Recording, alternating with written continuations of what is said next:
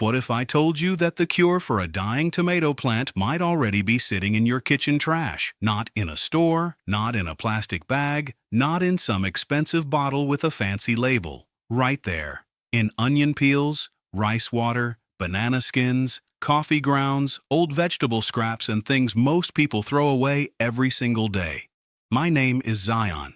I'm 55 years old, and after many years working with plants, soil, and natural food, I learned something very simple. A garden does not always die because it is finished. Sometimes it is just hungry. Sometimes that yellow tomato plant is not dead. Sometimes that pepper plant is not weak. Sometimes that old zucchini is not done for the season. Sometimes the soil is just missing one thing. One mineral, one living force, one little push from nature. And the beautiful thing is this. Many times, what the plant needs is already inside your home. Today I want to show you 5 powerful liquid fertilizers you can make at home for almost no money. These are old methods, simple methods. Methods used by farmers, families, and people who knew how to listen to the soil before gardening became something sold in plastic bags. So before you pull out that tired plant, before you give up on that yellow leaf, before you spend money on another fertilizer, stay with me. Because by the end of this video, you may never look at kitchen scraps the same way again. And if this kind of old garden wisdom helps you, hit the like button, subscribe to the channel, and comment below, I feed the soil. Because when you feed the soil feeds you back. Let's walk through this together. When I peel an onion, I do not see trash. Most people take those dry brown skins, throw them away, and never think twice. But I look at those skins and I see minerals. That dry outer layer of the onion carries potassium, calcium, magnesium, iron, and natural plant compounds that can help strengthen weak plants. And when a tomato plant starts turning yellow, when the stems look tired, when the flowers fall before fruit can form, potassium and minerals may be exactly what that plant is asking for. But here is where many gardeners make the mistake. They hear onion peels are good for the garden, so they bury them straight into the soil. Now, that can work.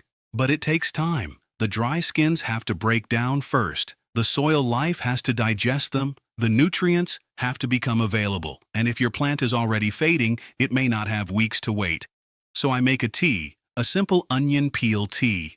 I take a handful of dry onion skins, put them in a jar, fill it with water, and let it sit for 1 or 2 days. That is all. No chemical, no machine, no complicated recipe. After some hours, the water starts to change color. It turns golden, then deeper, almost like weak tea. That color means the water is pulling minerals out of the onion skins. It is turning something people call waste into liquid food for the roots. Then I pour that liquid around the base of the plant, not on the leaves, at the roots, because the roots are where the plant drinks.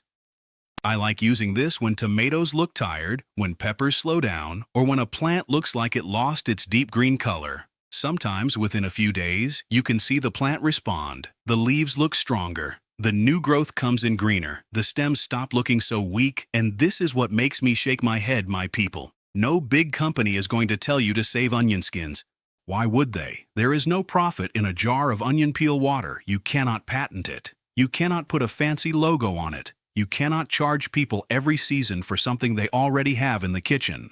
But the garden does not care about marketing. The garden cares about minerals. So before you throw away another onion peel, remember this. That golden skin might be the first rescue your garden needs. Now tell me in the comments, have you ever used onion peels in your garden before? Or is this your first time hearing about it? Because what I want to show you next works in a different way. It does not just feed the plant. It wakes up the life around the roots. Every time people wash rice, they pour that cloudy water down the drain. But I look at that water and I see something useful. Rice water carries starches, a little bit of minerals, and food for microbes. Fresh rice water can help a little. But when you let that rice water ferment, that is where the real power begins. You rinse your uncooked rice, save the cloudy water, put it in a jar, cover it loosely, and let it sit at room temperature for a few days. After a while, the smell changes. It gets lightly sour, almost like sourdough. Some people smell that and think, this has gone bad. But I smell that and say, the soil workers are waking up. That sour smell means natural bacteria and yeasts are multiplying. And those tiny living workers are exactly what tired soil needs, because a plant is not alone. A plant lives with billions of invisible helpers in the soil. Those microbes break down nutrients. They protect the roots. They help the plant absorb food. They turn dead matter into life again. When you pour fermented rice water into the soil, you are not just giving the plant one meal. You are waking up the kitchen that feeds the plant. That is the difference. A fertilizer gives food. Living soil keeps making food. But you must respect this method. Do not pour fermented rice water straight onto the roots. Dilute it first. I use about 1 part fermented rice water to 10 parts clean water. That makes it gentle enough for the soil and strong enough to bring life. I like using it on garden beds that feel tired, compacted, dry, or lifeless. And here is the mistake almost everyone makes. They use rice water fresh, right after rinsing the rice, and then say, "It did not work." But they skip the part that matters. They skip the fermentation. That is like planting a seed and digging it up the next morning because you do not see a tree. Give the lifetime to grow.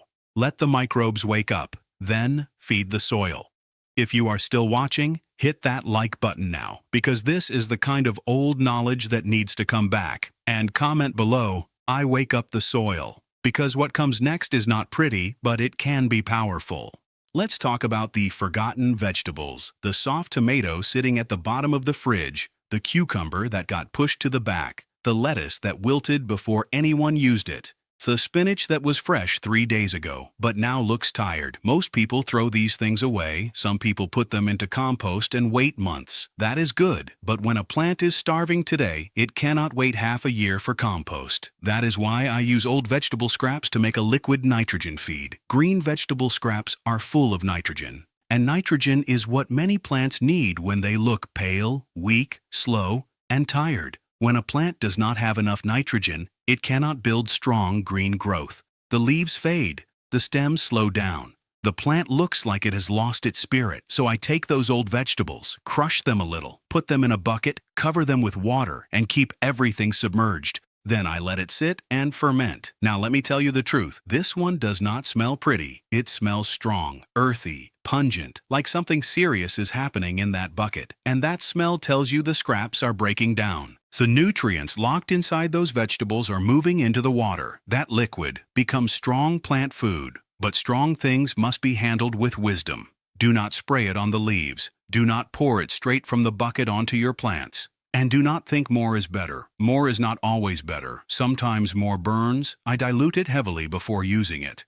A little of that scrap liquid in a lot of clean water. Then I pour it around the base of the plant, right where the roots can drink slowly. When used correctly, tired plants can respond fast. The leaves may darken, the stems may strengthen, new growth may begin again. But if you use it too strong, it can burn the roots. So listen to Zion carefully. This is not a spray. This is not for the leaves. This is not something to use full strength. It belongs in the soil, diluted at the root zone. And this is the part that makes me think. The average kitchen throws away enough nutrients every week to feed a small garden. The problem is not that nutrients are missing. The problem is that we send them to the trash instead of sending them back to the soil. Food comes from the soil. Scraps go back to the soil. The soil grows more food. That is the circle. Modern life broke the circle. The garden asks us to remember it. So tell me in the comments, do you throw vegetable scraps away, compost them, or use them in the garden? Because now I want to show you a mixture I use when a plant looks like it is missing more than one thing. Sometimes a plant is not hungry for just one nutrient. Sometimes it needs potassium. Sometimes it needs calcium. Sometimes the leaves are asking for magnesium. Sometimes the soil needs organic matter. Sometimes the microbes need food. That is when I make what I call my kitchen rescue brew. This one brings several simple ingredients together, and each one has a job. Banana peels bring potassium. Potassium helps the plant with flowering, fruiting, and moving water through its cells. When tomatoes are weak, when fruits are small, when flowers drop before they become food, potassium can be part of the problem. Eggshells bring calcium. Calcium helps the plant build strong cell walls. And in tomatoes, calcium problems can show up as that black, sunken spot at the bottom of the fruit. But the shells must be crushed very fine. Big chunks take too long to break down. Used coffee grounds bring organic matter and a slow touch of nitrogen. And I want to clear something up. Many people say coffee grounds make the soil too acidic. That is not always true. Used coffee grounds, the ones left after brewing coffee, are usually much closer to neutral than people think. They can help soil texture, feed worms, and slowly support the soil. Now I add a small amount of Epsom salt. Epsom salt brings magnesium. And magnesium is important because it sits at the center of chlorophyll, the green life inside the leaf. When leaves turn yellow between the veins, magnesium may be the missing piece. But do not use Epsom salt blindly.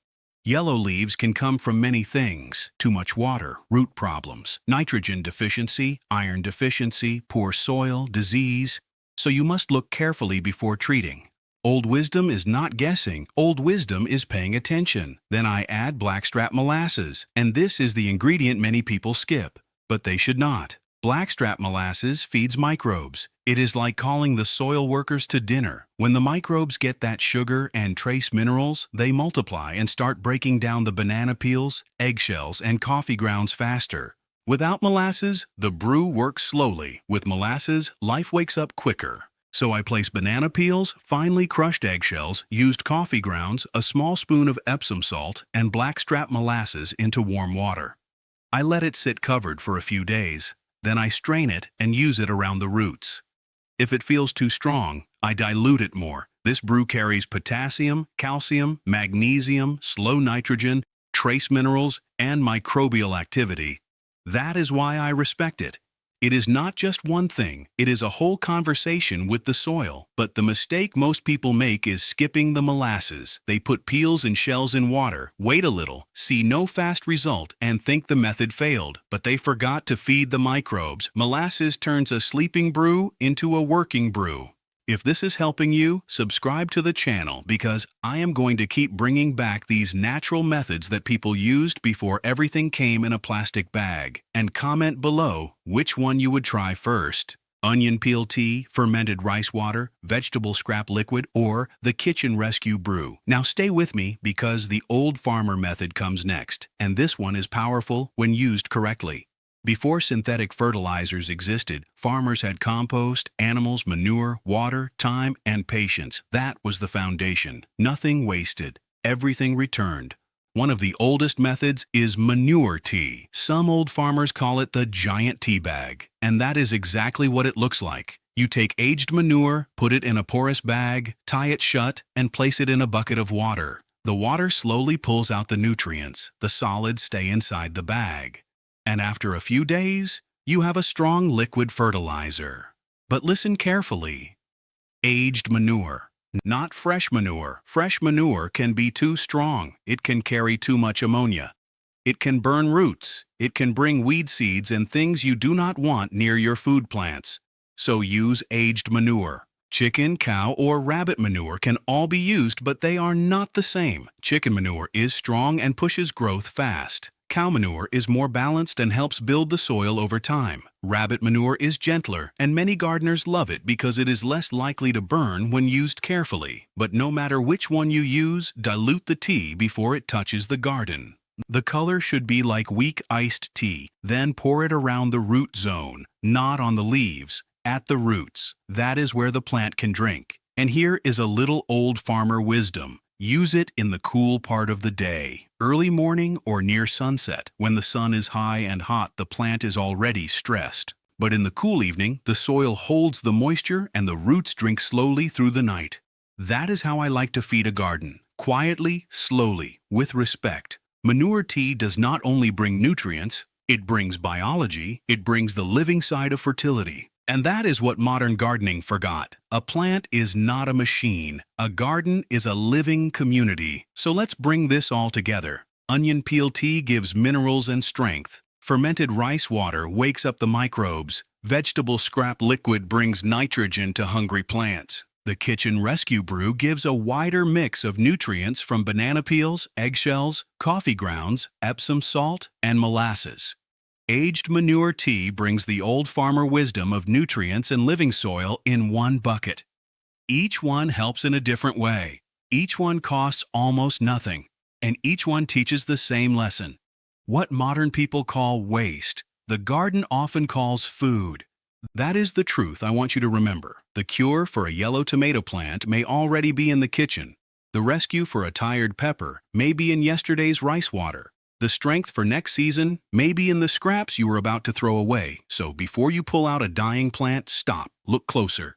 Ask what it is missing, feed the soil, give it a chance, and if one of these methods spoke to you, write it in the comments. Tell me which one you are going to try first. Share this video with someone who keeps losing plants and does not know why. And if you want more old garden wisdom, simple natural methods, and food-growing knowledge that the modern world forgot, subscribe now. I'm Zion. I believe the earth still knows how to heal what is weak. Sometimes, all we have to do is stop throwing the cure away.